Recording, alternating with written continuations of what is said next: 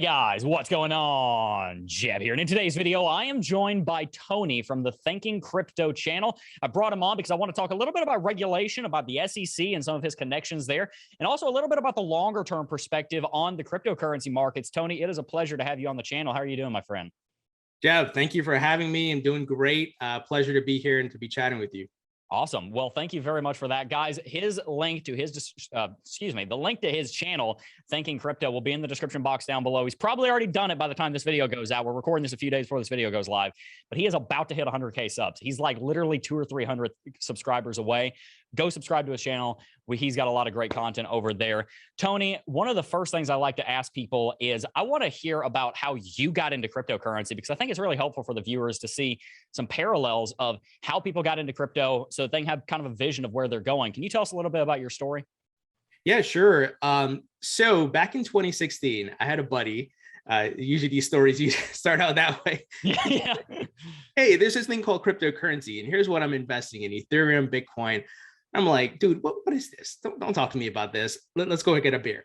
So I ignored him like for the first few times. And then finally he showed me like his portfolio and he was making money. And I think it was off of ETH. He had made like 80 grand and he's like, I'm going to go buy the Nissan GTR. So then he had my attention. So then I started going down the rabbit hole. I started buying a bit of Bitcoin, Ethereum. Then I bought some XRP and different things. And I started studying it as much as possible because it really intrigued me. I've historically been a bit of a tech junkie, if you want to call it that. I was always into technology and all things internet. And, from there, I went down the rabbit hole. I started accumulating and I'm like, wow, okay, this is the future. This has legs. It's here to stay. And I see the disruption happening. And I always think back to, I wish I had the opportunity to get into Google and Amazon in the early days, but I was younger. I didn't have money, but I did recognize, wow, okay, this thing is taking off. There's potential to make money here. And it clicked and the light bulb went off where it's like, okay, this is my opportunity. This is my Google. This is my Amazon.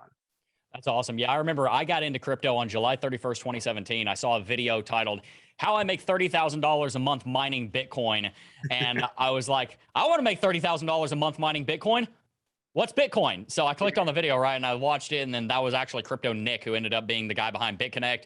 You've been in the space since back then. You probably remember that whole fiasco. But I remember even before that day, I kept watching these different videos on video games and building computers.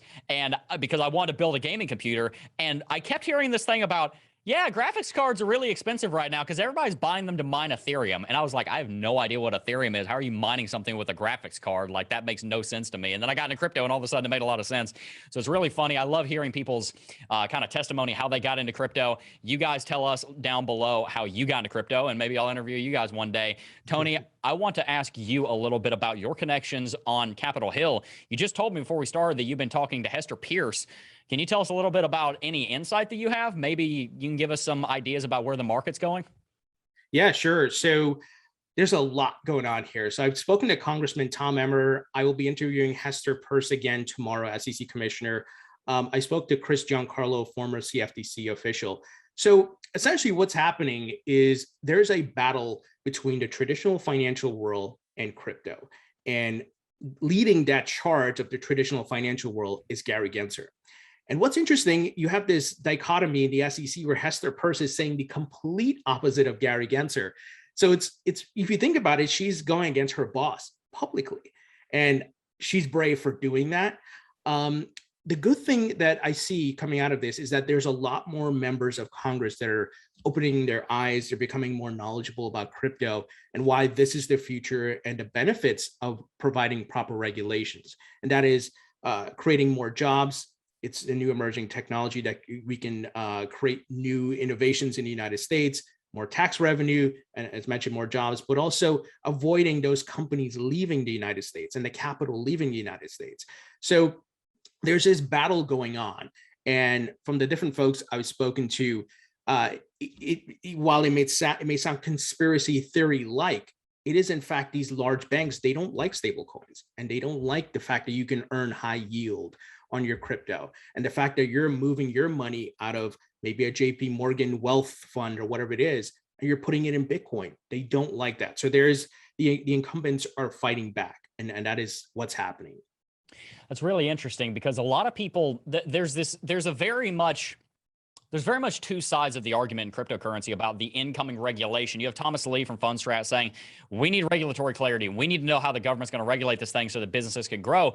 And then you have a lot of people in cryptocurrency, myself included, who are saying, yo, look, I know we need regulation, but like, this is kind of scaring me. We get talks about White House executive orders and Gary Gensler saying that cryptocurrency needs to be regulated. And I say, well, you know, the government needs to be regulated. So the question that I have for you is that since it seems like you've been digging in this direction, do you think Gary Gensler is a force for good in crypto, or do you think he's a force for bad? What's your take on him as a man and as an influence on this industry?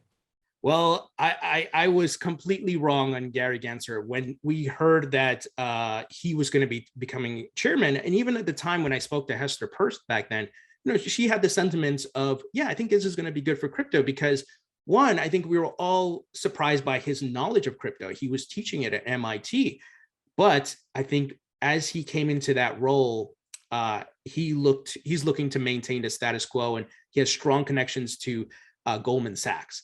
And I think a lot of people have said, look, the banking cartel is influencing his decisions.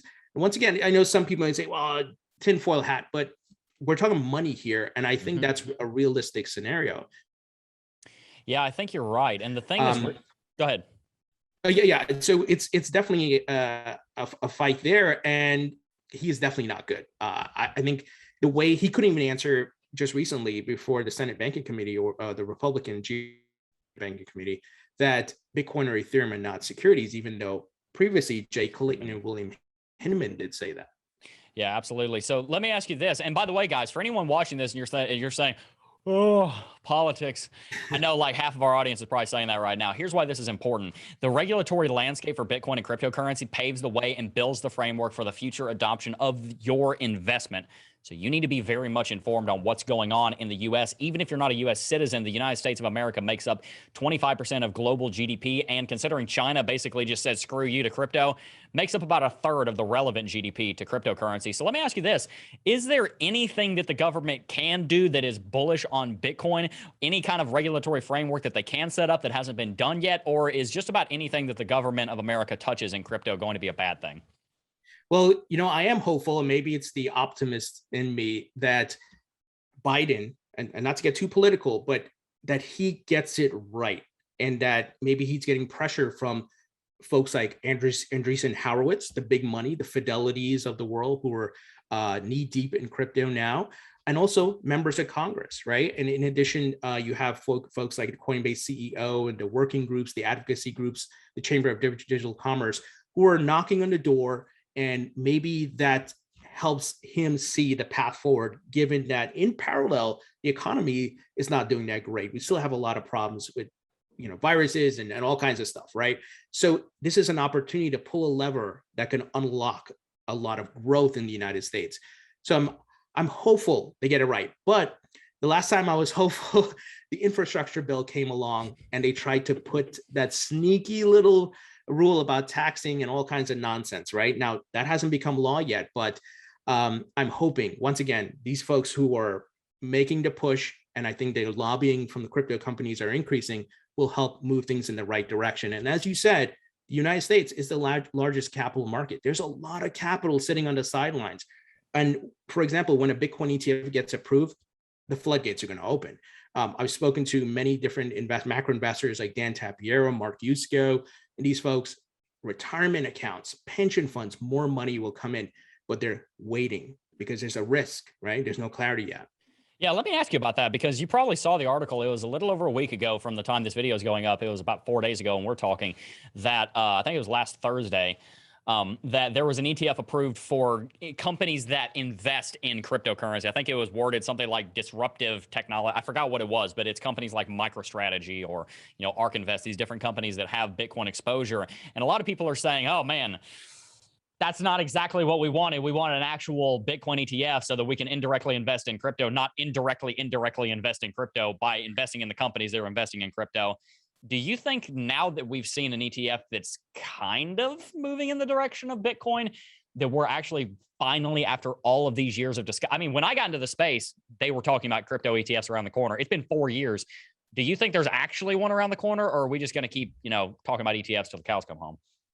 I do think there's one around the corner. Now, I like to assign percentages to these things, the Yep. probability of something happening, because we Love can't it. say with 100% certainty.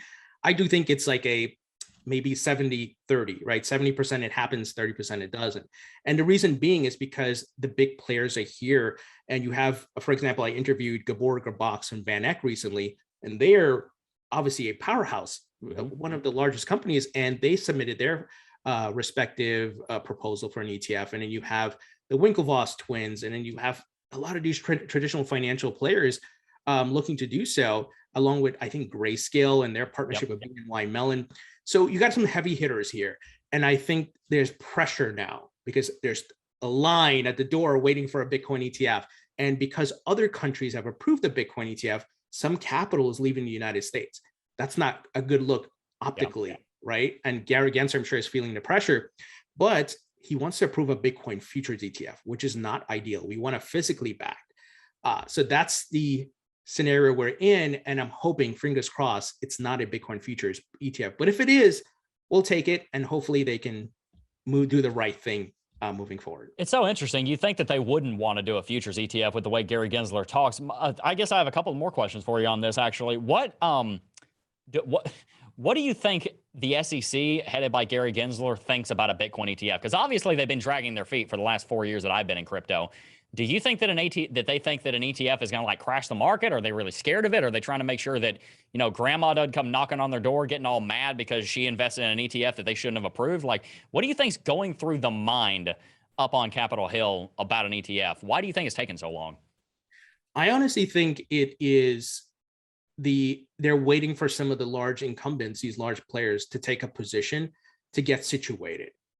That's what my gut tells me, and then they'll approve it.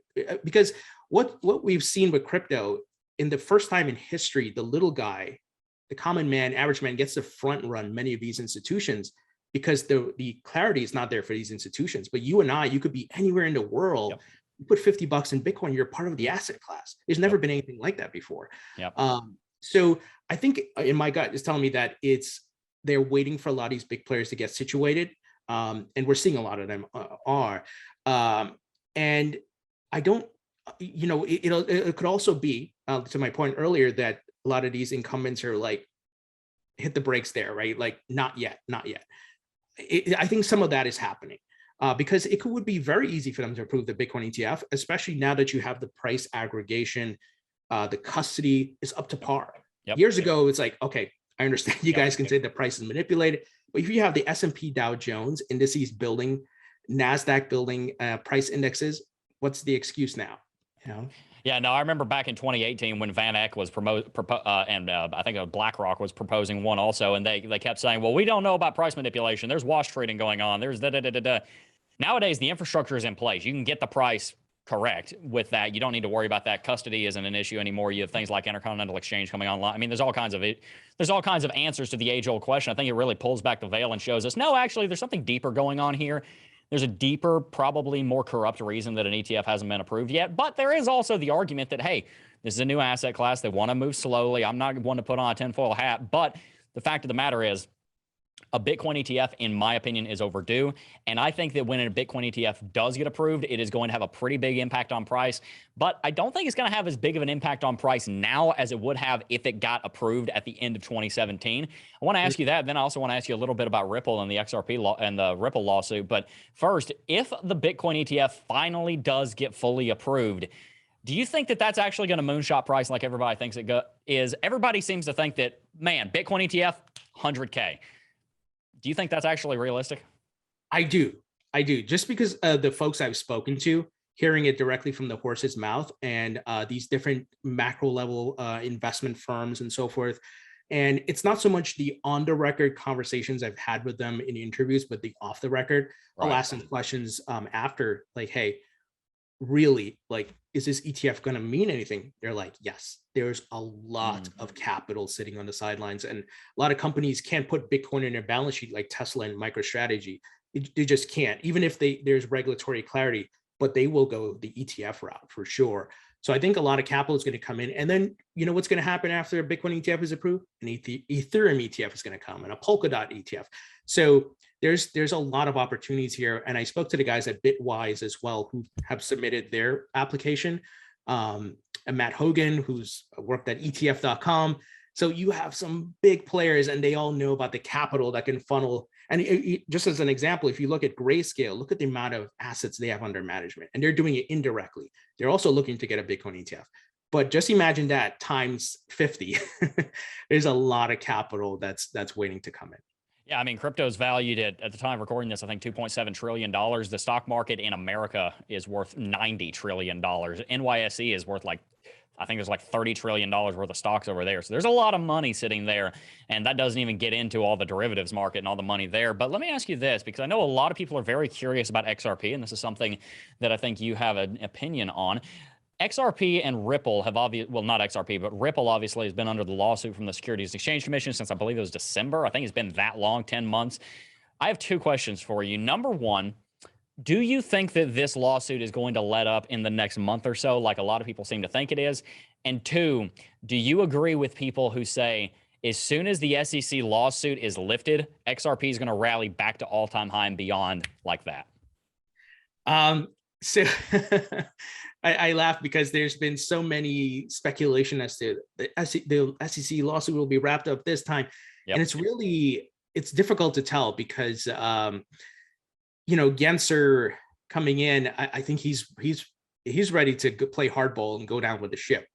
They're not going to budge easily because he knows if they give up any inch or show any weakness, it sets the precedent for the rest of the crypto market and the other projects that the SEC may go after, that they can challenge and use Ripple's model, so to speak, or fair notice argument.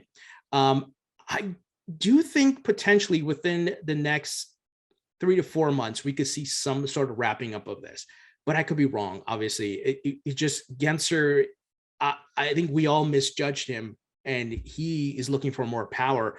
So I think he will fight this thing tooth and nail.